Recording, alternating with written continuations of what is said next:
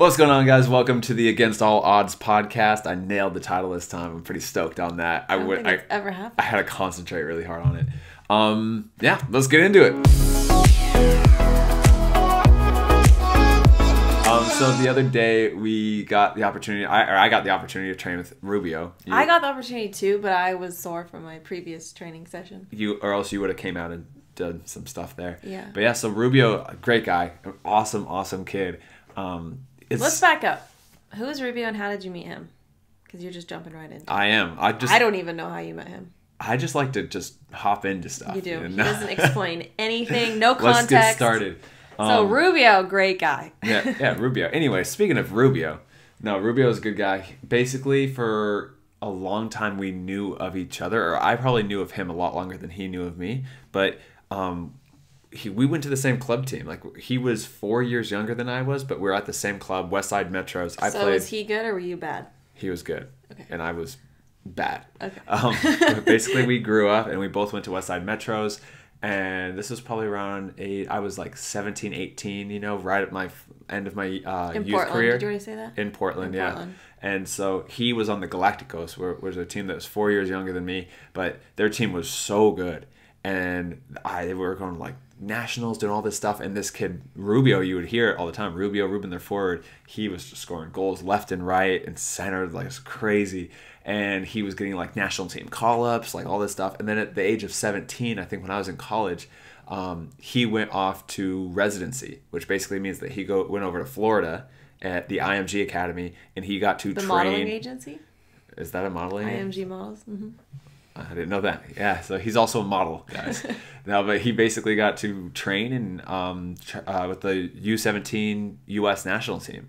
And so he was there for a long time, and obviously your name starts to get brought up a lot. He got a lot of recognition, and then he went over to Holland, and he played over there with FC Utrecht, and then he was over in Denmark for a little bit, Norway, and then now he's playing in Mexico for Liga MX. Which we're seeing tonight. Yeah, and we're going over there. I just got the tickets. They're right over there, but we're going to go to his game tonight. He got us some tickets, hooked us up with the tickets. So Boletos. And so we got 2 tickets, we got 4 tickets, and then so your parents are going to come as well, and we get to watch him play with the Xolos, so it should be pretty sick. And I haven't been in Mexico in like 10 years. And yeah. I'm technically going to be in Mexico tonight, which is kind of cool. We're going to New take an country. Uber. Yeah, we're going to take an Uber across the border. Yeah. I don't know how the Uber situations work. Well, you probably have to cross the border and then take an Uber or a cab. We'll probably just do a cab over here. It'll be easier. But yeah, so that'll be cool. I haven't been in Mexico in like 15 years, I think. Did you go to Cabo? No. You seem like a Cabo kid. Cancun. Yep, there it is. Yeah. Cancun. Even better. The real Mexico, you know? We went to Puerto Vallarta. But yeah, so we'll be in Tijuana tonight. That should be really fun. We should get Mexican food tonight. In San Diego? I was thinking of Mexico. I'm just kidding. I hear it's really good down there. I do hear they have pretty decent Mexico food. Yeah. Mexico food. Oh my God. I can't. You guys, we have to talk about this. So his speech now is probably like almost 100 times better than it was when he first started. Yeah. He used to have to use a script. He used to have to plan out what he was going to say before the camera started rolling. So the fact that he even has a podcast or a YouTube channel or anything that has to do with communication is very impressive. But it's funny because he messes up all the time. And I've gotten to the point where I don't even notice it. And we only notice it when we are editing videos because we play it back and we're like, wait, you didn't speak English there, but I replied because I knew what you were trying to say and I didn't even know what I was doing. Well, that's exactly what happened when I was a little kid. I would say stuff like to my teacher or somebody, or like I'd go to the grocery store. My mom would be like, Matthew, ask for a banana. Like, and then my mom is like, he wants a banana. Like, and then like my mom can like understood. Yeah. But yeah, no, if you would have asked me or told me back 4 or 5 years ago when I didn't have a YouTube channel or anything, that's like, hey, you're going to actually be a YouTube influencer or like social media guy. You're gonna do a lot of speeches. You're gonna talk. You're gonna have a podcast. I've been like, no, there's like, no who way. would be listening to that? Yeah, but no, you come a long ways. And I'm big it's on making. Only when we're editing that we catch it and we're like, what was that conversation? You'd be like, hey, go to Chipotle today, and they'd be like, yeah, sure. We'd like just leave. Yeah, I got my point across.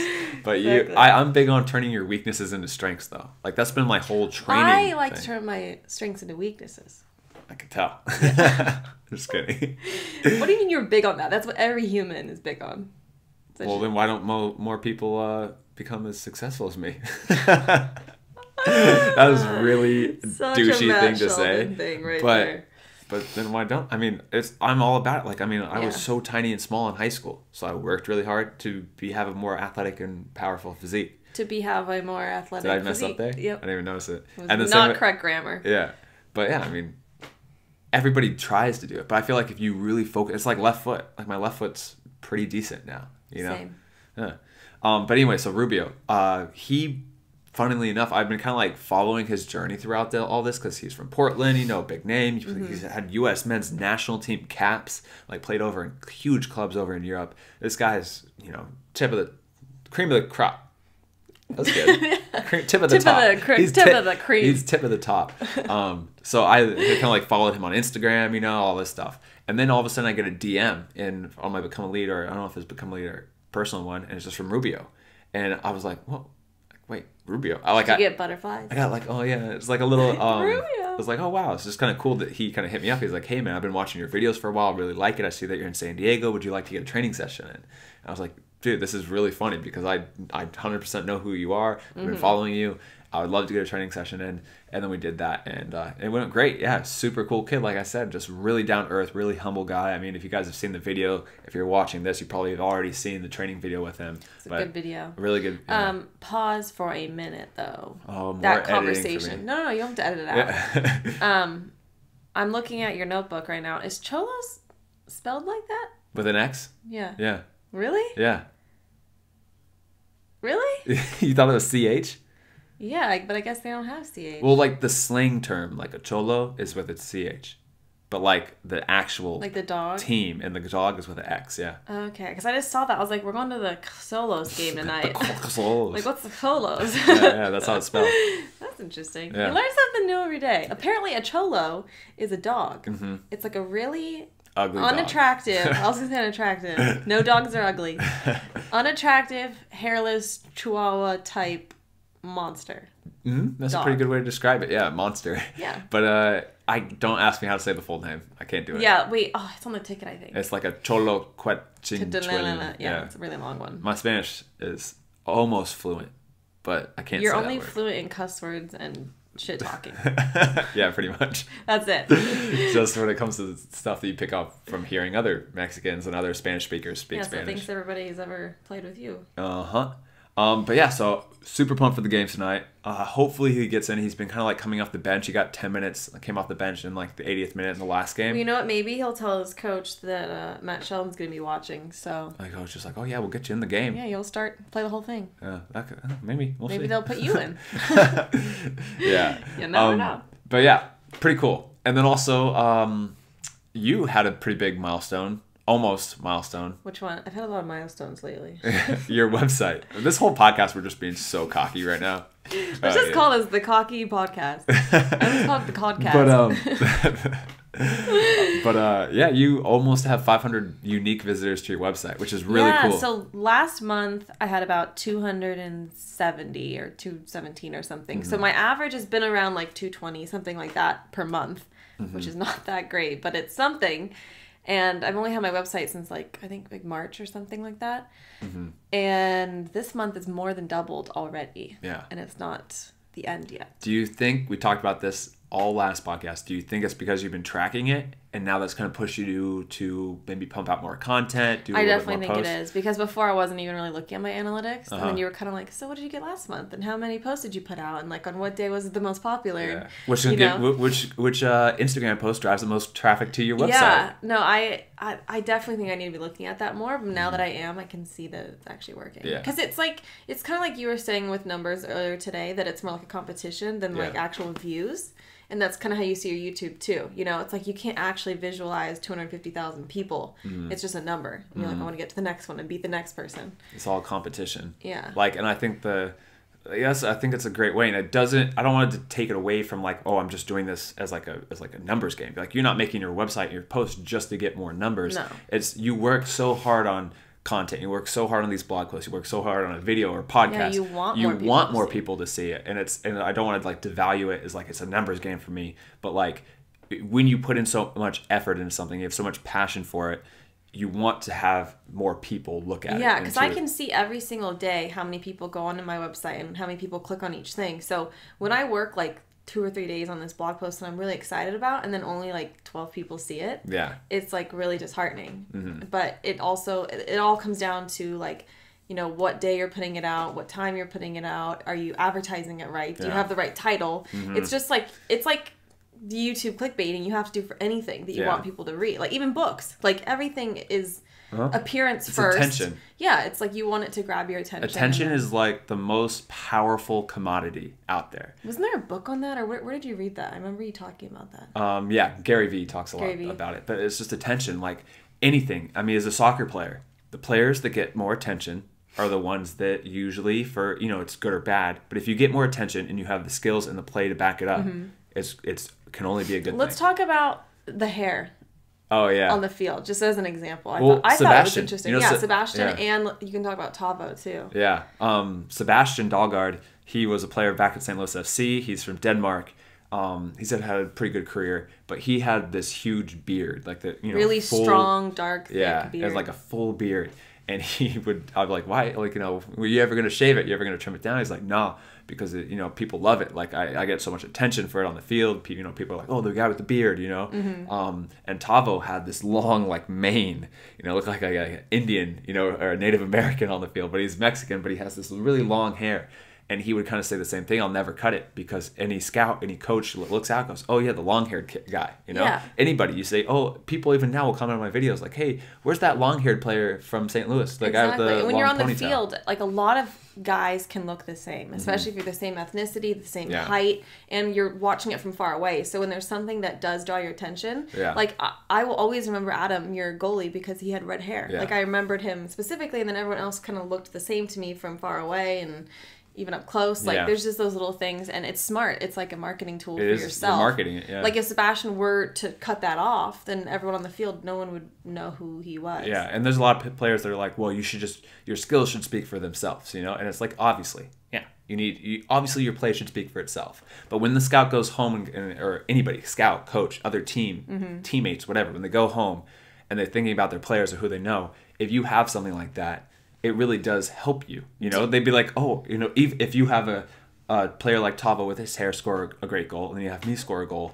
they'd be like, okay, who scored? I know the long-haired guy scored one. Who scored the other one? Some like average, one of the mill. What was I gonna say? What's another word for run of the mill? Average. Why do you need to? There was a saying in my head I was going to say, and now I can't think of it. I'm sorry, but yeah, I mean that's like. You used to have the douche hawk like a lot more prominent, and that's how I would find you on the field, was your hair, and you always had bright boots on. And that would help your grandma too, because she wanted I always would have super bright shoes, and my grandma she'd watch always on the computer, and she's like, I need to know which one you are. Yeah, but it's true. Do you think pros do that too? Like, do you think that's why Neymar always like bleaches his hair and changes it every time? Well, that one guy with the fro. I mean, it's probably not a sole reason. Like, a lot of it's not a sole reason, but like it's just an added bonus. But why, out of like all other sports, do you think, this has nothing to do with like actually playing soccer, but why does it seem like soccer players care more about like their hair and their appearance than like basketball or like whatever? Like every time I see Cristiano playing or Neymar or whatever the other ones are, they have, and Sergio Ramos, like they have a different haircut every game. Yeah. Like I don't even know how they have that much hair, but like every game is different. Well, I mean, it definitely, like if you look at it, football, baseball, you have hats, you know? And then football, it kind of kills people. Like a lot of these football players I was listening to something, like a marketing thing. It's hard for these players to market themselves outside of football because a lot of people don't know what their faces look like. Obviously, Tom Brady, Gronkowski, the big ones, you're like, yeah. Yeah, like the guy with the long hair. He even insured that for like something million. But a lot of these guys who are helmets, who are not complete all-stars, they don't have that facial recognition that you get at basketball and for soccer. And soccer, it's like, I do think it's because it's more of like a European, like kind of like pretty boy sport, you know, a little bit. Yeah, no, and that's just the culture that's kind of grew up around it, you know. So is it true? I've read that Cristiano has like all these like superstitions about stepping on the pitch, but every single time he has to have his hair like different or like cut. I heard that before he like steps on the field. I don't know if that's a superstition, but he probably just likes to look clean and sharp when he steps on the field. I can see it. But yeah, so that's definitely. How did we get onto that topic? We were talking about your analytics, and we started talking about marketing standing out. Mm-hmm. Okay. But yeah, so marketing, back to your website, everything. It definitely, I think, tracking it, like, it kind of leads to that competition within yourself to beat yourself. And I think that's huge. And actually, it's really funny because Armando, you guys, he's been in a couple of videos. He's the goalkeeper. He loves to make everything. I love to make everything too a competition. I know, I hate when you guys hang out. Everything's a competition.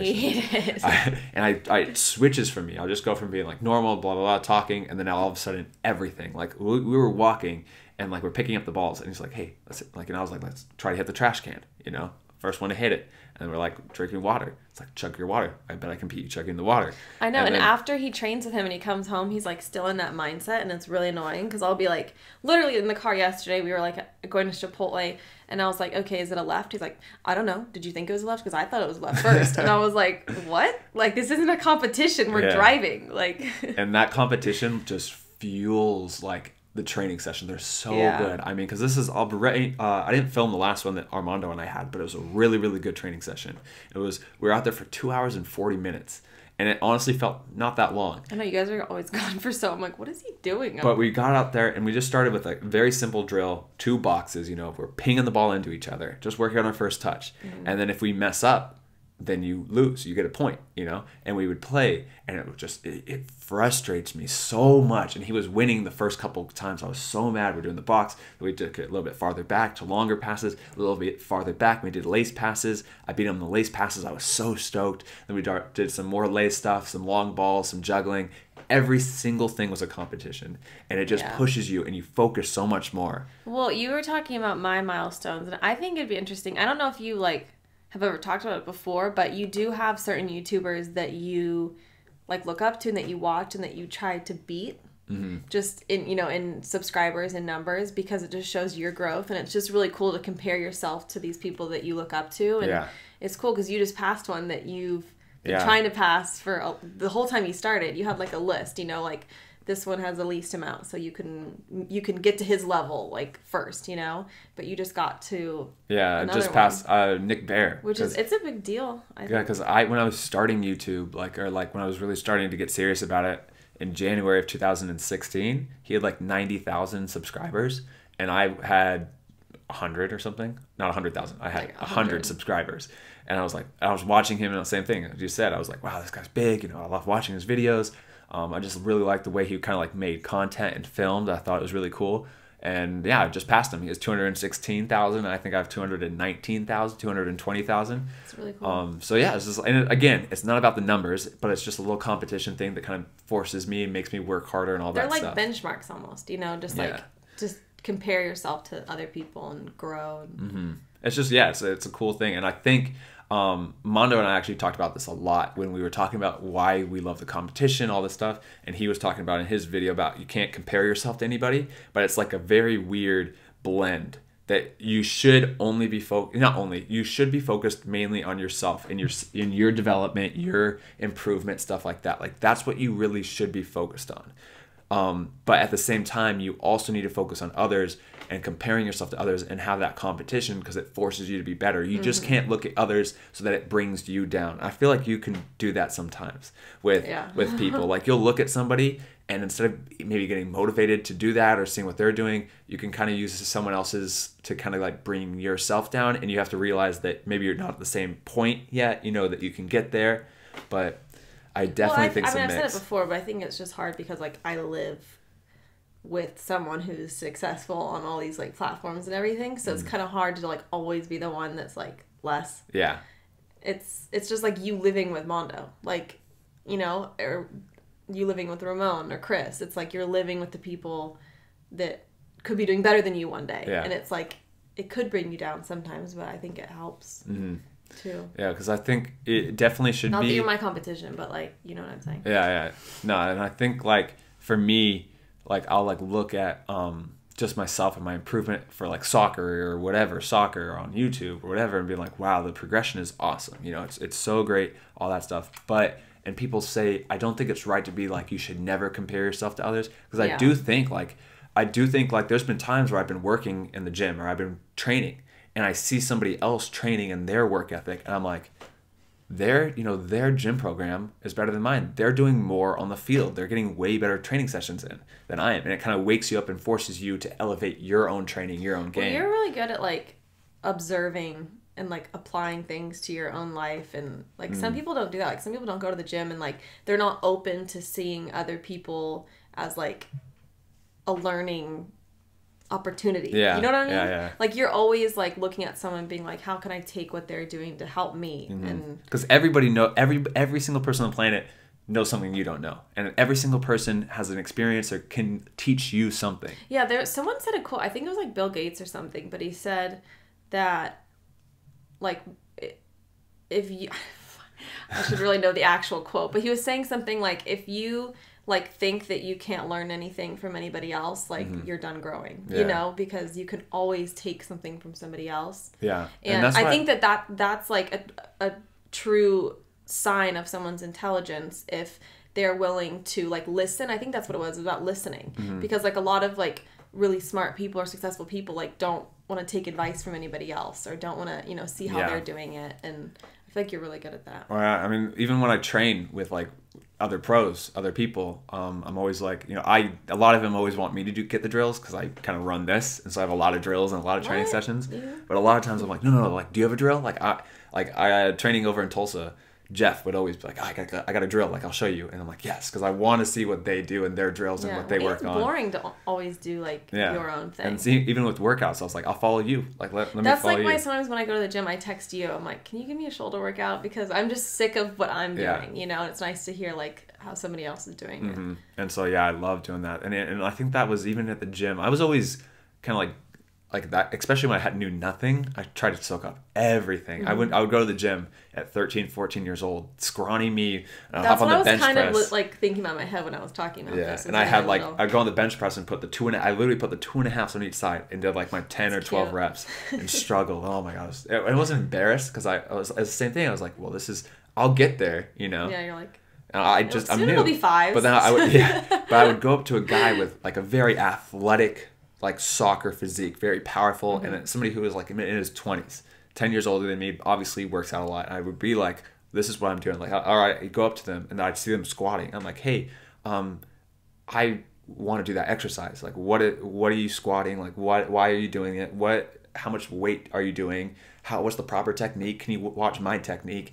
And 9 times out of 10, probably 10 times out of 10, I don't think I've ever had a bad experience with this. You ask someone who's doing that, they're so excited to teach you because it just shows like you value their opinion. And I'm like, look, I want to basically be you. You know, can you show me how to squat? I want to learn how to deadlift. I want to learn power clean. And they'll watch you to do it. I've had guys literally stop what they're doing in the middle of their workouts, come over to me, come into my station, watch me try to power clean. And I'll be like, oh, thanks, man. I'll let you go back to your workout. I was like, no, get another set. I'll watch. And I'll do it. He's like, that's it, man. You get it. And I'm like, it's so cool. Person as you. Yeah. And like, so that's like a big thing. It's like, if you're ever scared about anything, like go up to someone and just straight up ask. Because the thing that kills you, especially for me in the gym now, is when I see kids doing stuff or anybody with bad technique. I was going to say, it's so hard to watch someone do something bad, because you never want to go up to someone and tell them. Yeah, you don't want to be that guy. That you're doing it wrong. Yeah. I've even had people do that to me, like when you tell me to do something a certain way, like with bench, for example. Like if you do squeeze your shoulder blades together and you push your chest out a little bit, it's going to be more chest and less shoulders. Yeah. And that's just how it is. And I wouldn't say that's cheating, but some people think it's like cheating. And so I was doing it like a little bit, like I would pinch my shoulder blades together before I'd lay down. And I remember this like guy, this like middle-aged man, like came over to me. He's like, hey, try doing it without arching your back next time. Yeah. No, the arching your back, it literally stabilizes and helps and makes it safer for your back and shoulders. Yeah. I was like, thanks, but it's like, I wasn't asking for your opinion, but I mean, I appreciated him trying, but I didn't. Do you also think it's because you're a girl and it's a little like sexist? Like, I do. I was like, you would never. I thought that immediately. I was like, you would never come over and tell that to a guy, like if they were doing that. Yeah. And I wasn't even like crazy arching. Like, there's some people who like this. I was just literally barely like pinching. No, I wasn't even doing it enough. Like I should have been doing it more. But now every time I bench, I'm like scared that some guy's gonna come over to me and tell me like to stop doing that. Yeah, that's like, where you just do that. Yeah, okay, thanks, and then you smile. Like, do you want to? Could you? Yeah, like maybe on shoulder day I'll do that. Yeah, no, but like, and that's honestly I've noticed as I've like kind of like built up like a better physique or soccer and in the gym, I feel like I could do more crazier stuff without being judged or criticized or anything, because people automatically go, instead if I had a really bad body, or if I was like a girl, let's say, or doing something like that, and I was in the gym doing something weird, let's say like a single leg deadlift, Romanian deadlift, single leg, doing something weird, and like then also adding like a little jump to it at the end for more explosion, people are like, stop doing that. Like, let's focus, and then for me, if I'm doing it, people are like, oh, he's an athlete, that's cool. Well, see, that's what I told you, because I told you that I'm always scared to try new things, especially in the gym. Yeah. And you always, like, you don't get mad at me for it, but you think I'm, like, kind of being ridiculous. But I'm like, I'm not, like, a professional athlete going out there and doing a sled push for the first time, because, like, if I was you, then no one would, like, think twice. Yeah. But I just feel like because, like, I'm not a professional, like, I'm not an athlete, you know what I mean? Yeah. Like, it's just more scary. And even said, you're like, yeah, that's true. Like, if I went out there and lifted the sled push, like, no one would even, like, say anything to me. He's got a pretty crazy regimen like, going on. I've been using it wrong this whole time. Like, yeah, honestly, it's definitely true. It definitely is true. Yeah. But I do feel like the more you get confident with yourself, like even now, like I'm like, I'll go do something weird. Yeah, and like now, to like your credit, like I'll be like, yeah, try the battle ropes. Let's get the ropes and do it. And you're like, I want to see you do it first. And I literally do it. I'm like, yeah, well, just pick them up and then just kind of slam them down. See, and I know how to do it because I watch YouTube videos all the time on people lifting, and I see people doing it at the gym. But like, it's just scary, like that first time. And now I'm like, oh, like why did I even think twice about it? Like you literally are just going. And then you literally, because you walked up, I'm like. After that, like after you saw me, I'm like, yeah, just give it a try, Mimi. You literally walked up, no hesitation, picked him up, started going. I'm like, perfect. That was the same with the sled push. I was like, you do it first. You're like, all right, so you're just gonna push? Just take it in and push. I was like, Because, I mean, all those movements, too, are functional movements to, like, to replicate stuff that you're really doing. So, I mean, it literally is just the most natural thing. Much, I mean, during my day. But not sometimes. but yeah, no, it definitely is. It's funny. When am I battle roping in my daily life? What is that mimicking? Well, that's what's kind of funny about functional movements is there's like a lot of jokes about it, like, oh, functional movement. Like, well, everything's a functional movement. The only functional one I could see being functional would be a deadlift and kind of a squat, but not like, I don't think I would be squatting with heavy weight in normal life. Yeah. I might be deadlifting. Yeah, that makes sense. Yeah, just doing a podcast right now. You can come in. Sheldon just a taco. Oh, you're the best. Thank you. They were like really good. Oh my god. Oh yeah, I gotta try this. After the podcast, let's do it. Thank you. You should try it on it. Try the. He's never had a crunchy taco from Chipotle, so my mom just brought him one. That looks good. Is that a steak one? Looks like it.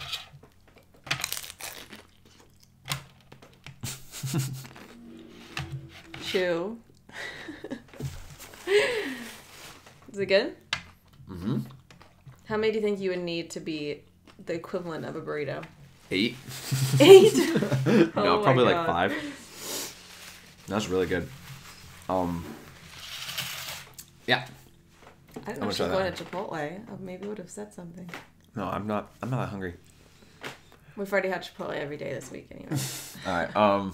Rubio tricked us into going to Chipotle yesterday. Yeah, we drove all the way down to Chula Vista to meet Rubio for lunch. Because he was going to hand us the tickets. And to get the tickets. And he's like, yeah, let's go to Chipotle. And we like always go to Chipotle. We were so open to it. We're like, sure, like we'd love that. And then he's like, no, you guys just eat and I'll just give you your tickets. Because he had lunch at the stadium before. And so we were just eating there. I'm like, did Rubio just trick us into going to Chipotle again? Like the 5th time. I just love it. I mean, it's just such simple ingredients. It's cheap. You get a huge meal. And it's got a lot of protein. It's pretty consistent, too. Mm-hmm. Like so some things like you'll get like again and it's like not the same. Yeah. So yeah, Xolos game. But anyway, back to like kind of go on to a new topic now. But I was reading. I got my new book, the Mamba Mentality book. It's Kobe Bryant's new book. Wait, I want to have a prop. It's a podcast. It's a video podcast. But I just got this book. We went to Barnes & Noble the day after it came out and got it. And it's... I haven't really read it. I'm about 10 pages in, but I've kind of like flipped through it a lot. And I've been sent so many little pictures of like different pages in this about like Kobe. It's literally written by Kobe Bryant and his whole mentality. But there's this one part... Really?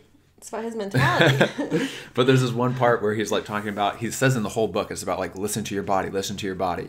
And I was like, that's 100% right about listening to your body. Because like, he says like, above all else, all you have to do is like, listen to your body. You know it. Some days, you know, some days I stretch more. Some days I might go a little bit heavier in the gym. Sometimes I might stop doing this. Sometimes I might completely rest. It's all about just listening to your body. And that's what you have to do. And I was like, it's so true about that. Because this week with Armando, oh God, I'm so distracted right now. Wait, I want to read the dedication in it. It's cool. I just think that he reminds me of you in this because it's like he wants to teach people. But it says, this book is dedicated to the next generation of great athletes.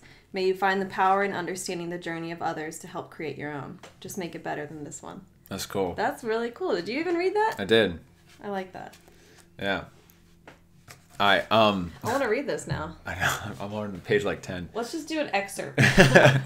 But the book's so cool though because it just like you get this opportunity to get into the mind of somebody about some stuff. And like he had a part about motivation, how he doesn't need motivation. Where it's like, what's the point of motivation? If I want to play basketball, go play basketball. I need to work. Like I need to work out. I can't have pro basketball without my workouts, my trainings, my recovery sessions, everything.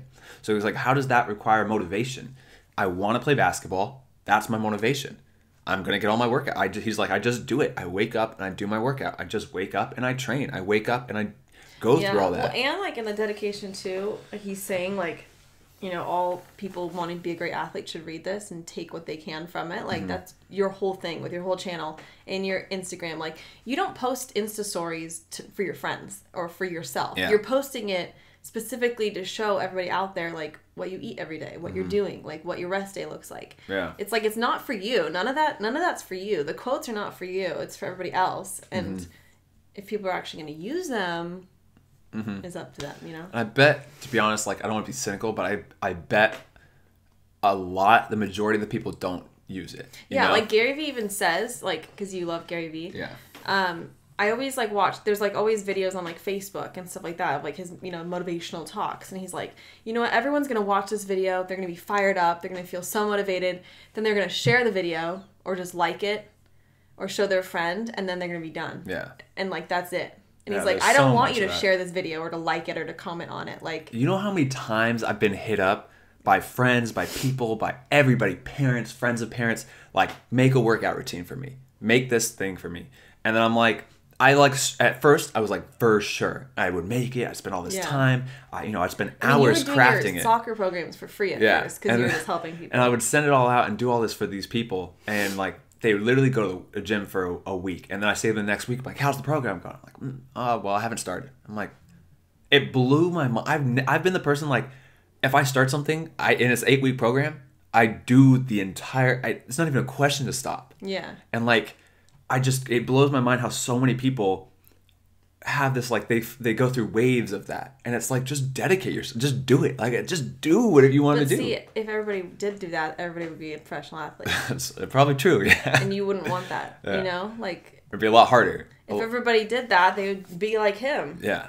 It's crazy. And I mean, it seems so simple, but so many people, and even with my free workout program, like I wonder, the off-season program I literally sent out for free, I wonder how many people, and mainly I don't expect people to do exactly that or anything, because it's my program I created for myself. And a lot of people probably just want to look at it to see what I'm doing so they can kind of turn their workouts, which is completely fine.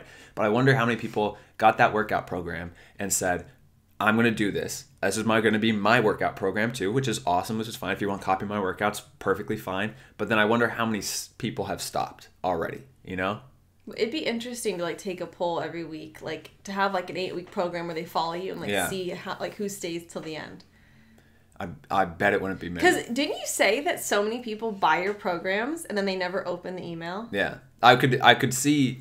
he can see who actually opens the program. Yeah, I can see who downloads it. So I can literally see if you downloaded the program or opened up the email. I've had people buy programs like 2 years ago, and I'm just kind of like go through, and they've gone to my website, bought the program, spent their money on a program, and then never got the email sent to them, and they've never opened it.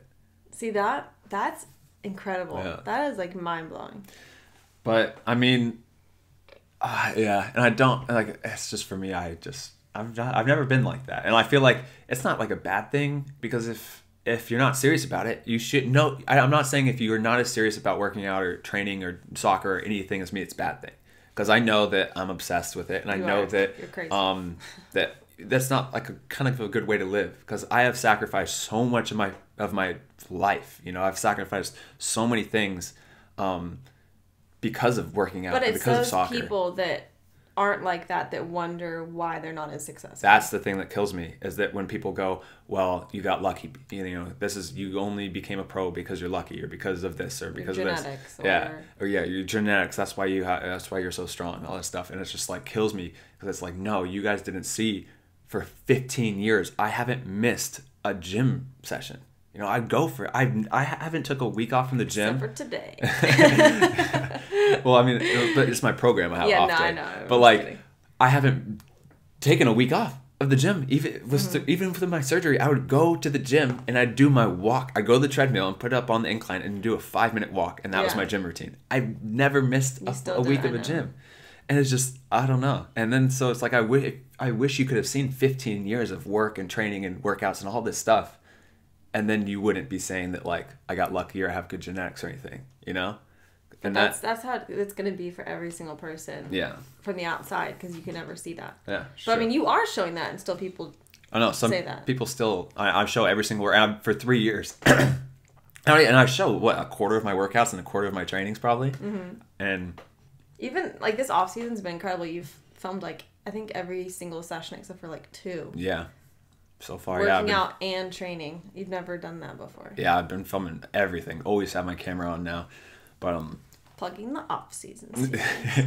This is plugging the other ones. Mm-hmm. But yeah, what do you think of the new gym, the workouts there? How you doing with your stuff? I like it. I told him I was really bummed, because I was like I was doing really good. I was even doing like 2 classes a day and like my own workouts and cardio in the morning and stuff. But then I got sick.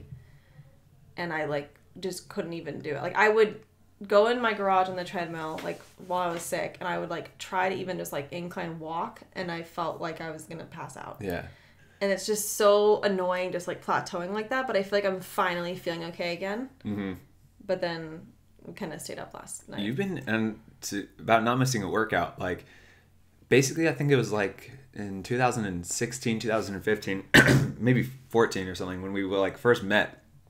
And I started kind of like taking you to the gym, and you worked out, you had your workouts and everything, but all of a sudden you just started, and same thing, you have not stopped. When was the last time you had a week off the gym, that you were not forced to with a sickness or like with a surgery or something?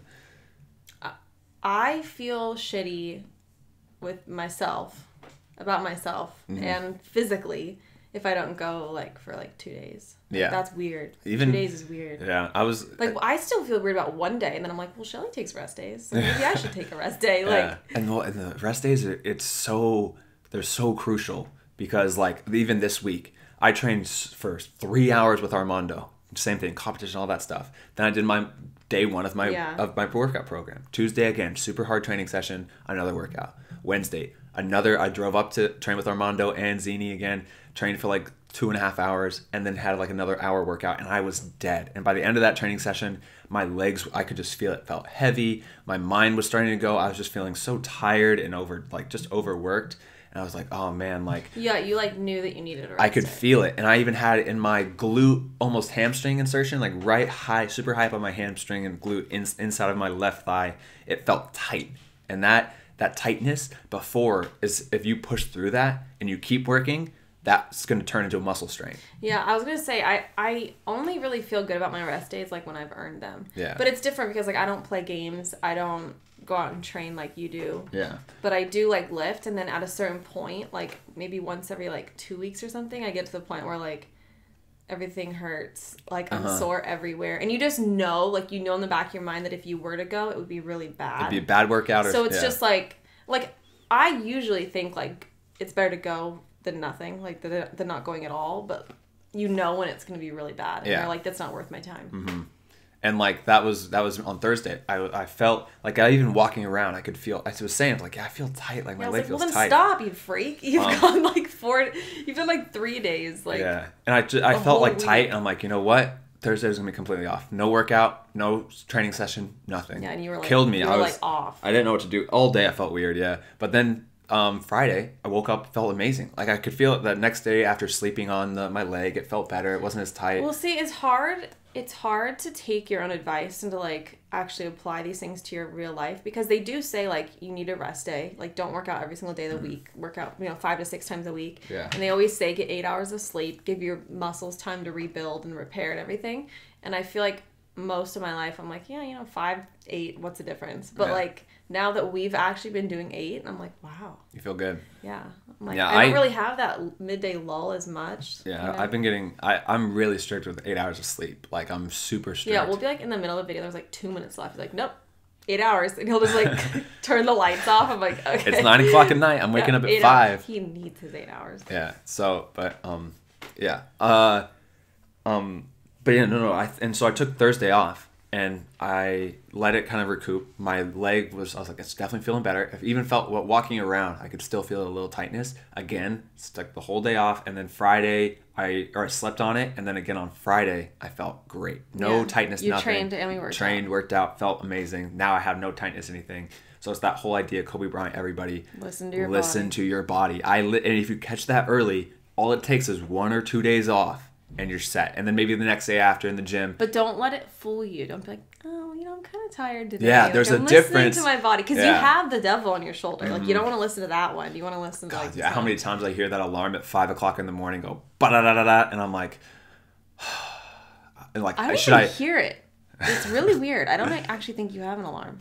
Well, lately I've been on cue with my time. I wake up at like 4:40, 4:45, and I'm like, oh yeah, I'm awake. It's the weirdest thing. And he's over in the corner of my room with all the lights off, just like typing, and I'm like, what is this? Yeah, because I have to do a little bit of work, get some stuff done before I go and train or do something. But yeah, it's crazy. Like you said, I hear that alarm sometimes. I'm feeling groggy or tired sometimes. Most of the time, I actually feel pretty good now. Nobody wants to wake up at 4 in the morning when it's dark. And then you hop in a cold car and you put on all those clothes and you go all the way up to Irvine. Have to drive an hour to go train, and then.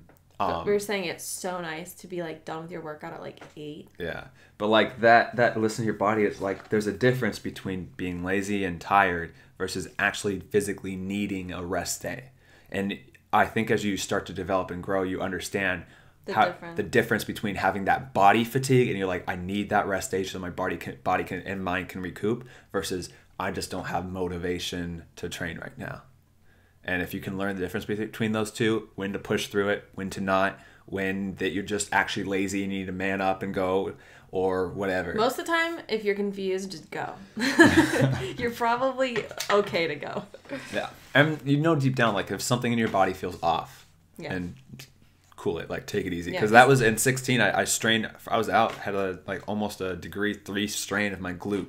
Because I was squatting, I did the same exact thing. I felt the tightness. And you kept going. And I kept going. And I'm like, no, I'm not, I don't want to be weak. I gotta keep going. And then that was on a Friday. And then on the Saturday, I did a soccer tournament, and I played in 3 games over the weekend. And the fact that kids even do tournaments like that is ridiculous to me. Some people play multiple games in a day. Yeah, I've done that before. That's not healthy. It's just.